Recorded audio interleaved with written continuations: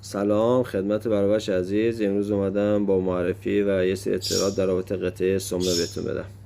به این قطعه کارش اینه که شما موقعی که شلیک میخواد انجام بده، این قطعه میخو برای شما به بیرون از تفنگ هدایت میکنه.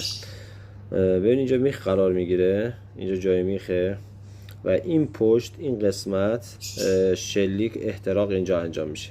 حالا اینجا یه رینگ میبینید شما، این رینگ باعث میشه که قدرت این احتراق خارج نشه و بتونه این سمه رو به بیرون از تفنگ هدایت بکنه تا شلیک خیلی خوب و عالی داشته باشی. به نحوه قرارگیریش هم داخل پیستون گاید به این صورته. ببین شما موقعی که اینو هول میدی داخل، این به این صورت داخل پیستون گاید قرار میگیره.